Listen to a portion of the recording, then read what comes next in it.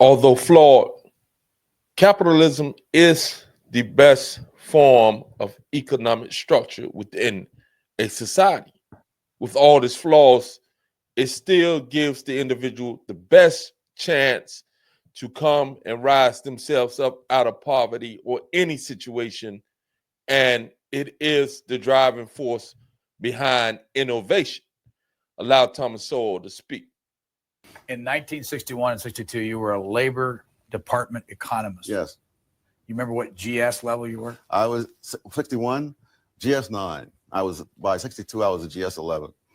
So in this video, he's going to break down how he went from being a Marxist into becoming a free market capitalist based off seeing what actually went on within the government. And this is why he changed his position way back in the day. You just come out of school into government? Yes. What did you learn from that experience in government? Well, it really turned my life around. I was a Marxist prior to that time. And many people say, well, he must have changed when he took Milton Friedman's courses. I was a Marxist going into Milton Friedman's courses. I was a Marxist coming out of Milton Friedman's courses. But when I went into the government and saw it in action, I began to think, no, this is not quite the way it ought to be. My experience came from dealing with the minimum wage law because I was assigned to look into the minimum wages for Puerto Rico. And there were two explanations of why. It struck me immediately that as they kept raising the minimum wage, people kept losing their jobs in the industry that I was studying. And that didn't seem to me to be a very smart thing to do. And eventually I figured out some way which we might be able to test empirically, whether it was the minimum wage or other things. And I spent the whole summer struggling with how to do that. When I finally did it, I came in, I expected to be congratulated. I saw looks of shock on people's faces because they realized that I might have stumbled on something that's going to create enormous political problems for them, since about a third of their budget at that time, I believe, was spent administering the minimum wage law. Again, he's speaking basically on how government intervention often creates a worse outcome within the social realm when it comes to jobs, the creation of jobs, the economy, etc. And this is why free market capitalism is the best system available. Not to say that it is not flawed, not to say that it has not abused individuals and people have not used it as a weapon against other individuals, but in its pure natural form, this is the best form of government that has came forth, best form of economic structure within the government that has came forth in the past 5,000 years at least. And even though it is flawed, and even though many individuals have suffered under it, it is far better than the alternatives. It is superior to socialism and other types of economic structures that minimize an individual's ability to be as creative. When you take away from an individual's their ability to achieve whatever it is that they want, and they choose how they disperse the monies that come from the hard work they come in, that they have put in, then you create an incentive to them not to do so, because they have not or will not receive the full benefit of their work and labor, and they would not have the autonomy to go out and do what they want to do with their money. The government is poor at utilizing the taxpayers' money, and this is why we're $37 trillion into debt. Allow us to check out Milton Friedman and see what he has to say about this, all right? So let's check him out. The operation of the free market is so essential, not only to promote productive efficiency, but even more to foster harmony and peace among the peoples of the world. 40 years ago, PBS, of all networks, gave the libertarian economist Milton Friedman hours in prime time for Free to Choose, an unapologetic take on why capitalism was morally and pragmatically superior to socialism. Over the course of 10 hour-long episodes. So I don't know about the moral aspect of it, but pragmatically speaking, of course, the moral aspect boils down to the individual and what are they and what is that individual's morals and ethics like. Because again, capitalism has been used as a weapon and used for a means to disenfranchise individuals, use individuals in a way that is definitely not moral. But again, that is the individual. That is not the system. The individuals make up systems, and you have bad actors in all systems. But if we look at the systems for what they are, socialism as well versus capitalism, there is no comparison when it comes to the outcome of those societies that have either a capitalistic economic structure or a socialism economic structure. There is no comparison as to the innovation, the wealth created, and the rising up out of poverty of individuals who would otherwise not rise up out of poverty. So allow him to continue. The Nobel Prize winner laid out the pitfalls of protectionism. As consumers buying in an international market, the more unfair the competition, the better. Espoused the virtues of school choice. How do you explain the fact that there is no area of the free market, no area of the private market, in which the poor people who live in the ghettos of our major cities are as disadvantaged as they are with respect to the kind of schooling they can get? And explained why spending, not taxes, was the real measure of the burden that governments put on their citizens. If Congress spends $50 billion more than it takes in, government spends $50 billion, who do you suppose pays that $50 billion? Of course. The Arab sheiks aren't paying it. Santa Claus isn't paying it. The Tooth Fairy isn't paying it. In an era And therein lies the big problem when it comes to government overreach and abuse of our taxpayer dollars. With $37 trillion in debt. And this is nothing, this cannot be sustained. This is unsustainable. And therefore, things have to be shaken up. And the system as we know it has to be challenged. And this is why I respect what Donald Trump is doing on many fronts. I may disagree with him on a few things.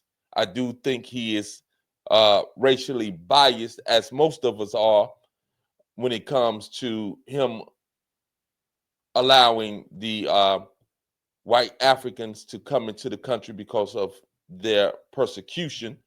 And again, that's his decision. That's his choice. I do think if it was black, maybe not so much of an uproar.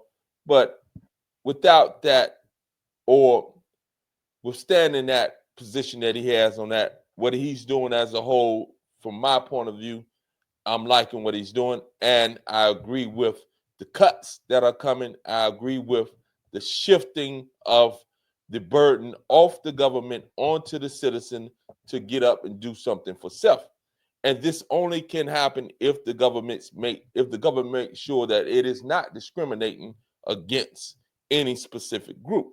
And this has been the ill from the past, that the government did discriminate and allowed discrimination to be a part of the agenda. And that was the scar that was in the economic structure of capitalism. But that was from the government allowing these things to happen. If you have a government that doesn't allow for discrimination within its policies, then you have a chance to really see the fruits of your labor within a capitalistic society. There should be a little bit of government oversight, but not a lot. And government should not be responsible for taking care of able-bodied human beings. When it comes to welfare, they are definitely doing a restructuring of the welfare program, etc. The welfare program is a tool that should be used by those who are needy within a certain time frame. It should not be a lifelong sentence that drives an individual to actually become apathetic and not engage in the activity of life to produce a better life. So again, it's a catch-22. On one hand, it is needed because if you do not have enough jobs for the American citizenry, and or you have a situation where poverty has and was created by the government, then you have to give a lifeline to a certain degree. But it cannot be a permanent, perpetual lifeline for the entire life of the individual, especially if they have no disability and they are not infirm in any type of way. This is why there has to be a cap on the time frame that individuals are and will be on welfare who are able-bodied. So anyone with any reasonable mind should come to understand that this is how you produce productive individuals within society. And this is why, again, socialism could never be a system that weeds out the laziness and or the apathetic behavior of some individuals who want handouts, because some individuals just want handouts. They've been defeated mentally and emotionally, and handouts is what they're looking for. And this is where the Democrats continue to push a bigger government and continue to keep specifically poor and Black people at the bottom of the social structure, because they continue to push for government intervention in situations where it should be the individual taking on the responsibility of self in order to put in the work, in order to achieve the goals and dreams and aspirations that that individual desired to achieve. When the government comes in as the daddy or as the pappy of a citizenry, no matter is it poor white, poor Black, poor Hispanic, poor Asian, no matter who the poor is, if it's only giving handouts, then that situation will remain. Those individuals will stay poor. They will continue to produce a poor mindset. They will bring on children who would likely repeat that which they are into, recycle the poverty mindset. And this can't be the way that we go. We have to develop systems and try new things in order to create a different outcome. $37 trillion in debt is not sustainable. And there's many factors that play a role in that, not just welfare, but government overspending, these foreign wars, the situation where these imbalanced trade situations that are happening, where we're taking on products from other countries and they won't take any of our products. That creates a trade imbalance. That creates a nation that is less wealthy. So again, there's a lot of things that's going on that we have to look at. Allow him to continue. Long before the web and YouTube democratized discourse, Friedman showcased an assortment of radical thinkers such as economist Walter Williams. The minimum wage law has the effects of saying that if you cannot produce $2.90 worth of goods an hour, you don't deserve a job. And Thomas Sowell. To ascribe any status to any group of people, equality, inferiority, superiority, must necessarily reduce freedom. And he subjected leading left-wing intellectuals like Democratic Socialist Michael Harrington, teachers union leader Albert Schenker, and political scientist Francis Fox Pivens to withering criticism of their ideas. You've got to compare something with something. Will you tell me the alternative, which has improved the lot of the ordinary people? What is the system which, in your mind, has been successful? Most people through most history have lived in tyranny and misery. It's only a very tiny minority at any time that have been able to escape from it. Free to Choose has been translated into 24 languages, and a companion book co-authored by Milton and his wife Rose was a New York Times bestseller and a Book of the Month Club selection. The series was a response to The Age of Uncertainty, a 1977 PBS series hosted by Harvard economist John Kenneth Galbraith, a former ambassador to India who was a leading spokesman for big government liberalism. Age of Uncertainty was an attempt to begin to use storytelling as a way to reach people. But it was a dismal failure because Galbraith was terrible. The TV series just disappeared. But it's not like Free to Choose, which is just everywhere 40 years later. The visionary producer behind Free to Choose was Robert Chittister, a hardcore free market. So again, what we're looking at, or what we're coming to understand, is this: socialism, where it has a place to a small extent within any society, capitalism, because again, at the end of the day, it is not a pure capitalistic society if we're having or being taxed to the degree that we have those institutions such as the police department, et cetera, that are being paid by tax dollars in order to provide safety and things of that nature. That basically is a backdrop of socialism to a degree, in that it's not a full-blown system. Again, you have some situations within a capitalistic society where some social dispersing of the funds to a certain degree to help the society as far as the infrastructure, the safety, the military, etc.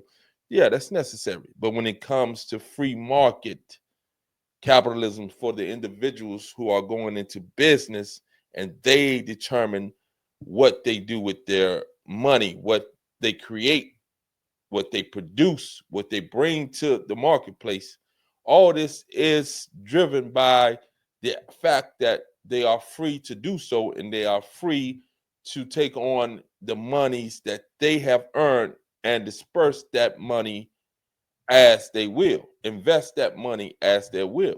When you have certain subset of individual or a certain set of individuals who are high producers, and then you have a set of individuals who are not producing anything, and then you want to make the outcome equitable, that is ridiculous. You cannot punish an individual for pushing forth and doing what it is that they do, putting that work in, putting the grind in, sacrificing, making themselves disciplined enough, educating themselves, and bringing upon the wisdom that's necessary to bring about whatever products they bring to the table in order to advance the society. You would have difficulty producing the type of innovation that we've been able to produce in America without a free market. All right. So, equality of outcome, that is a no-go for anyone who is built on producing and rewarding the individual for the work and energy, the effort, the sacrifice, the discipline that they put in order to bring that work forth. Again, there are places within the society, these societies, I'm struggling with that word for some reason. There are places within society that help is needed and help is definitely worthy of being given out and assisted by the government. But the smaller the government, the smaller the imprint of the government, the better off the social outcomes for those of us in society who are willing to do what it takes in order to make a difference in the life that we are living. Again, if you enjoyed the video, please subscribe, like. Any comments, please leave them below, and have a beautiful day. Peace.